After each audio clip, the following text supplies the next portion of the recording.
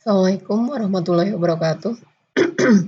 Ini adalah video pertama dari penjelasan tentang mata kuliah turbin. Mata kuliah turbin di D3 Teknik Mesin sebesar 2 SKS. Ini didahului oleh mata kuliah prasyarat yaitu termodinamika, mekanika fluida, dan perpindahan kalor. Jadi mata kuliah turbin itu akan banyak didasarkan oleh ketiga mata kuliah ini. Sehingga sebelum mengambil mata kuliah turbin, mahasiswa harus sudah lulus pada ketiga mata kuliah ini. Kemudian di sini ada banyak buku referensi yang bisa dipergunakan. Yang penting nanti memiliki materi yang sama dengan materi yang akan saya jelaskan. Saya sendiri sudah menyiapkan buku ajar turbin, nanti bisa di-download buku ajarnya di Kulon.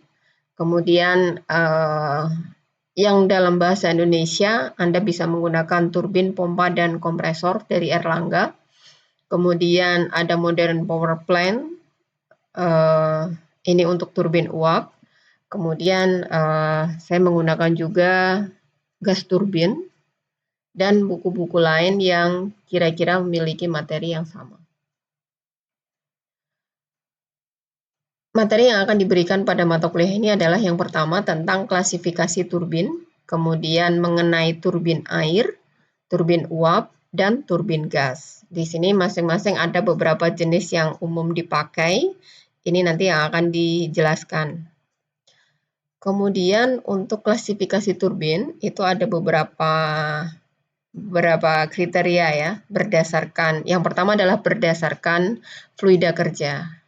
Berdasarkan fluida kerja, ini berarti apa jenis fluida kerja yang mengalir di antara sudut-sudut turbin. Ini ada turbin air, berarti fluida kerjanya adalah air. Ini pada sistem PLTA. Kemudian ada turbin uap, fluida kerjanya uap. Ini yang dipergunakan dalam sistem PLTU dan sistem PLTP, pembangkit listrik tenaga panas bumi. Kemudian turbin gas ini dipergunakan pada mesin pesawat terbang, kemudian pada sistem PLTG, dan lain sebagainya. Kemudian turbin angin, ini yang dipergunakan pada PLTB, pembangkit listrik tenaga bayu atau angin. Kemudian ada juga klasifikasi berdasarkan tingkatnya. Turbin itu ada yang satu tingkat, kemudian ada juga yang bertingkat. Kemudian ada yang berdasarkan pada prinsip perubahan energi, itu adalah turbin impuls dan turbin reaksi. Jadi ini didasarkan pada bagaimana terjadinya perubahan dari energi yang terkandung pada fluida, baik itu energi tekanan, kemudian diubah menjadi energi kinetik, kemudian diubah menjadi energi mekanik, itu menggunakan prinsip apa? Apakah itu menggunakan prinsip aksi atau menggunakan prinsip reaksi? Kalau perubahan energi menggunakan prinsip aksi, gaya aksi atau gaya impuls, maka nanti turbinnya dinamakan dengan turbin impuls atau termasuk dalam kategori turbin impuls. Kalau perubahan energinya itu menggunakan gaya reaksi, maka nanti turbinnya akan tergolong pada turbin reaksi. Atau kalau pada turbin uap, itu ada sudu impuls dan sudu reaksi. Kita langsung masuk ke materi tentang turbin uap. Sebelum kita masuk ke materi turbin uap, supaya nanti lebih punya gambaran yang lebih jelas, kita akan lihat terlebih dahulu bagaimana posisi atau di mana posisi turbin uap itu dalam sebuah pembangkit listrik tenaga uap. Ini adalah contoh prinsip kerja pembangkit listrik tenaga uap. Di sini menggunakan bahan bakar minyak. Jadi bahan bakar minyak yang ada di storage tank ini akan dipompa, kemudian masuk ke fuel oil heater, pemanas. Kemudian dari sini dialirkan masuk ke boiler. Digunakan untuk penyalaan pada burner. Sehingga burner ini menghasilkan api, kemudian akan memanaskan pipa-pipa yang ada di dalam boiler. Kemudian di boiler ini ada beberapa bagian. Ini ada economizer, ini untuk pemanasan awal. Kemudian ada evaporator, ada superheater, Kemudian tergantung dari jenis turbinnya, mungkin nanti ada reheater juga. Jadi ada beberapa kelompok pipa. Kemudian di sini ada steam drum. Steam drum. Nah, air laut itu diolah pada water treatment. Kemudian ini akan dialirkan bercampur dengan air dari kondensor ya. Ini akan dialirkan, kemudian yang keluar dari kondensor ini akan masuk ke LP heater. Heater tekanan rendah, low pressure heater.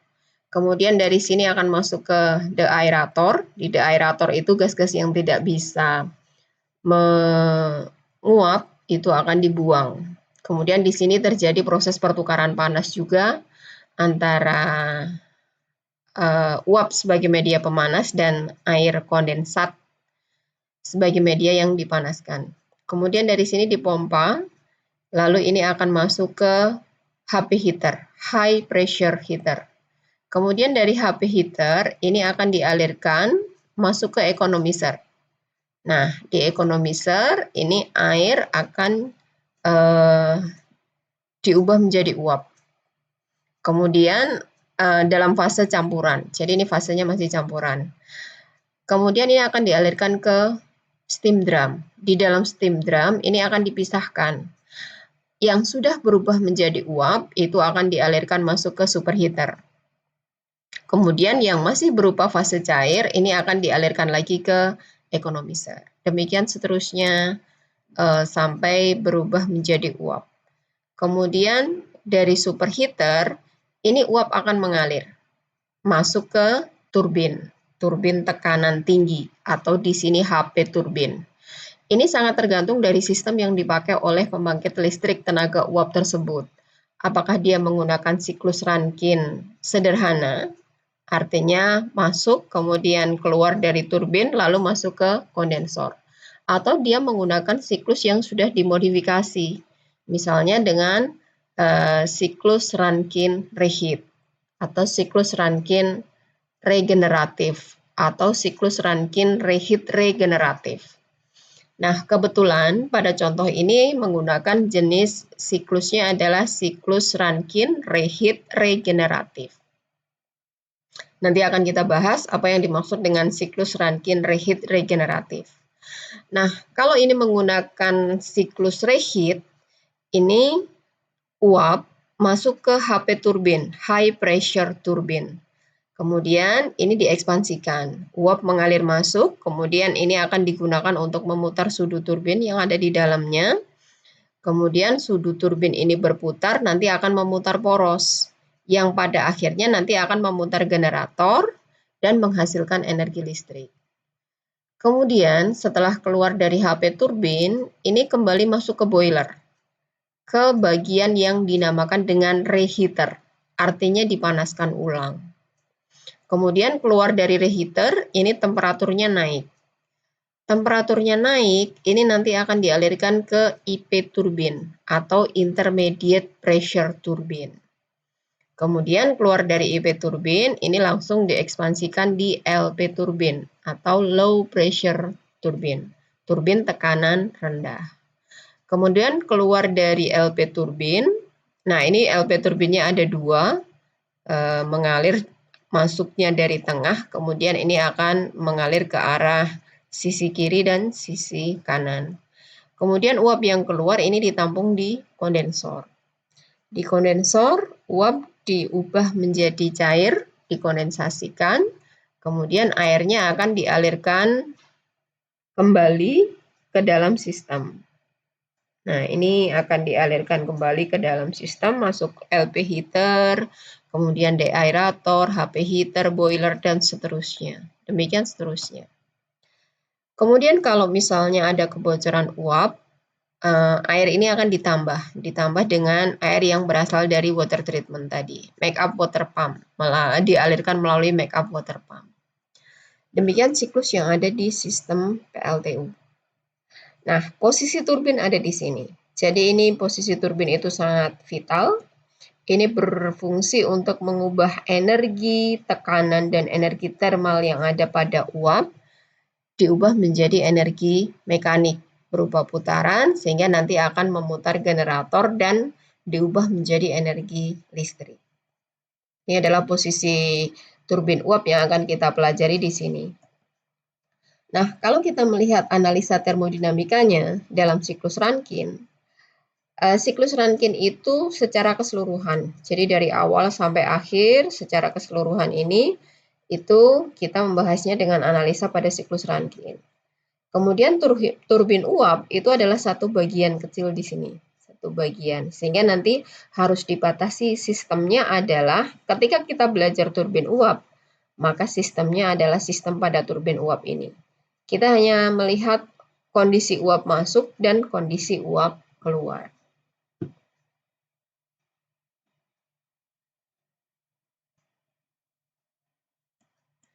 Kemudian kembali ke PPT-nya, turbin uap. Turbin uap itu bekerja berdasarkan siklus Rankine. Kalau yang sederhana berarti bekerja berdasarkan siklus Rankine ideal. Kalau yang tadi dalam video tadi itu bekerja berdasarkan siklus Rankine reheat regeneratif. Nah, kita lihat dulu untuk siklus Rankine ideal. Secara garis besar, ini terdiri dari boiler, kemudian turbin, kondensor, dan pompa. Air kondensat atau ya air feed water itu akan dialirkan masuk ke pompa. Di pompa, kemudian ini dialirkan masuk ke boiler. Masuk ke boiler, ketika dipompa ini tekanan kan naik sampai ke tekanan kerja boiler. Berarti di sini terjadi proses kompresi. Meskipun ini air adalah fluida incompressible, tetapi ini untuk kenaikan tekanan ini sering diistilahkan dengan proses kompresi atau menaikkan tekanan. Air akan dinaikkan tekanannya, ini naik, kemudian sampai ke tekanan kerja boiler. Setelah mencapai tekanan kerja boiler, masuk ke boiler, kemudian di dalam boiler air ini akan dipanaskan atau di sini diberikan panas.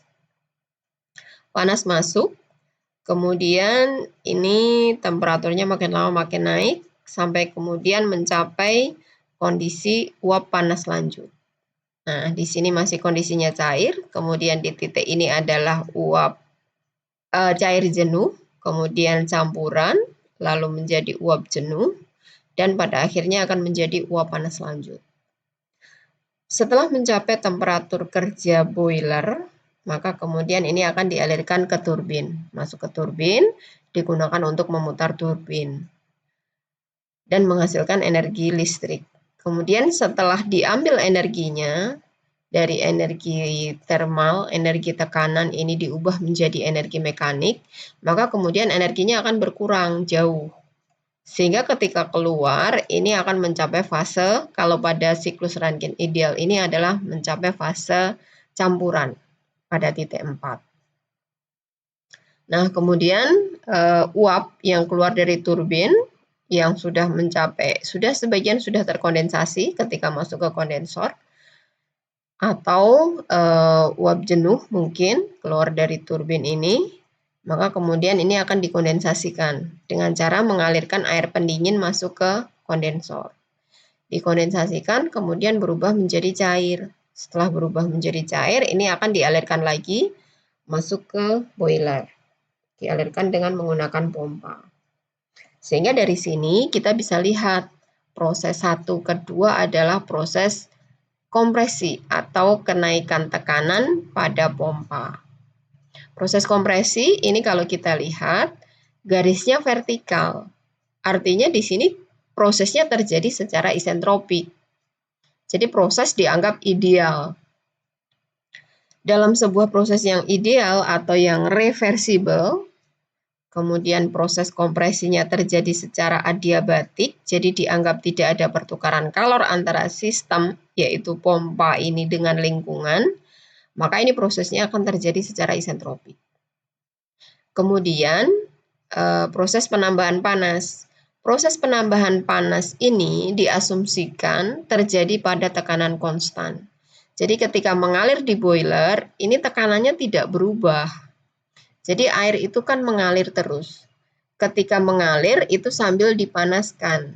Sehingga ketika misalnya kalau air itu dipanaskan pada suatu bejana tertutup, maka tekanan akan naik. Tetapi di sini ketika terjadi kenaikan tekanan, dia bukan bejana tertutup, sehingga tidak terjadi kenaikan tekanan. Sehingga di sini kalau di boiler, air mengalir masuk, kemudian keluar lagi, sistemnya adalah sistem terbuka, maka di sini tekanan tidak naik. Secara ideal ini tekanan konstan, karena dianggap prosesnya reversible. Artinya, ketika air itu melewati pipa-pipa, dianggap tidak ada kerugian gesekan, sehingga tekanannya konstan. Kalau pada proses yang real nanti, sebenarnya terjadi kerugian gesekan, karena itu melewati pipa yang cukup kecil, kemudian dengan kecepatan yang cukup tinggi, sehingga pasti ada kerugian gesekan. Tapi di sini karena prosesnya adalah proses ideal atau reversible, maka itu diabaikan. Sehingga dari 2 ke 3 ini adalah proses penambahan panas atau pemasukan panas pada tekanan konstan. Kemudian dari 3 ke 4. 3 ke 4 ini adalah proses ekspansi atau sering dinamakan juga dengan proses ekstraksi. Artinya energi yang terkandung pada uap masuk turbin ini itu akan diekstraksi atau diambil energinya. Karena diekstraksi, diambil energinya, maka tekanan akan turun. Sehingga di sini terjadi proses ekspansi. Terjadi proses ekspansi, tekanan turun. Dari tekanan kerja boiler ke tekanan kondensor. Tekanan turun. Kemudian di sini terjadi perubahan energi sehingga di sini menghasilkan energi. Kemudian di kondensor. Kondensor ini terjadi proses pendinginan atau kemudian di turbin dulu. Di turbin dulu, proses yang terjadi di turbin ini turbin itu casingnya diisolasi. Casingnya diisolasi. Dan kalau pada proses siklus Rankine ideal, isolasinya dianggap sempurna, sehingga dianggap tidak terjadi pertukaran kalor dengan lingkungan. Atau dinamakan prosesnya itu adalah proses adiabatik. Nah, proses adiabatik itu adalah proses yang isentropik. Maka di sini entropinya juga konstan antara titik 3 dan titik 4. Entropinya konstan. Kemudian dari 4 ke 1, ini adalah proses pendinginan atau proses pembuangan panas pada tekanan konstan. Dianggap pada kondensor itu tidak ada kerugian tekanan atau tekanannya dianggap konstan. Nah, di sini uap akan dikondensasikan sampai kemudian berubah menjadi cair jenuh. Ini adalah proses termodinamika dari mulai titik ke 1 sampai kemudian kembali lagi ke 1. Jadi ini proses kembali ke kondisi awal atau kondisi semula. Sehingga ini adalah bekerja berdasarkan satu siklus tertentu. Nah, kemudian kalau pada siklus termodinamika, daya yang dihasilkan oleh sistem atau daya yang dibutuhkan oleh sistem itu sangat atau oleh siklus ya, daya yang dihasilkan oleh siklus tersebut atau daya yang dibutuhkan oleh suatu siklus tertentu ini sebanding dengan luasan kurva. Artinya kalau kurvanya itu semakin luas, kalau prosesnya itu menghasilkan daya, artinya daya yang dihasilkan akan semakin besar. Kalau prosesnya itu membutuhkan daya, maka semakin luas daerahnya, daya yang dibutuhkan juga semakin besar. Sehingga ketika suatu siklus itu menghasilkan daya atau menghasilkan energi, maka di sini diinginkan untuk memperbesar luasan daerah ini. Kebalikannya, kalau suatu siklus itu membutuhkan energi, maka yang diinginkan adalah bagaimana caranya supaya luasan kurva ini bisa sekecil-kecilnya. Nah, kemudian Supaya luasan tadi besar, ada beberapa cara yang bisa dilakukan. Yang pertama adalah dengan memodifikasi siklus Rankine-nya, yaitu dengan cara menaikkan temperatur keluar turbin. Temperatur masuk ke turbin. Jadi temperatur keluar boiler itu dinaikkan. Jadi dipanaskan lebih tinggi lagi sehingga kemudian keluar itu memiliki temperatur yang tinggi. Nah, kalau temperaturnya tinggi maka ini garisnya dari 3 itu akan bergeser ke 3 aksen. Kalau bergeser ke 3 aksen artinya ini akan masuk ke turbin pada temperatur yang lebih tinggi. Tekanannya sama, tekanan masih konstan, temperaturnya makin tinggi sehingga di sini proses ekspansinya akan menghasilkan energi lebih banyak sebanding dengan panjang garis dari 3 aksen ke 4 aksen. Dan ini area luasannya akan semakin besar. Tetapi menaikkan temperatur kerja boiler ini harus dipertimbangkan dulu apakah sudut turbin atau bagian-bagian dari turbin yang terkena temperatur ini bisa menahan temperatur yang lebih tinggi atau tidak. Karena kalau misalnya sudut turbin atau material logam itu makin tinggi temperaturnya, maka kekuatan materialnya akan semakin turun. Sehingga harus dipertimbangkan ketika akan menaikkan temperatur kerjanya, apakah materialnya kuat menahan temperatur yang lebih tinggi atau tidak. Kemudian, langkah berikutnya adalah menurunkan tekanan pada kondensor. Jadi misalnya dari 1 ke 4 ini tekanan kerja kondensor diturunkan lagi. Ini diturunkan lagi.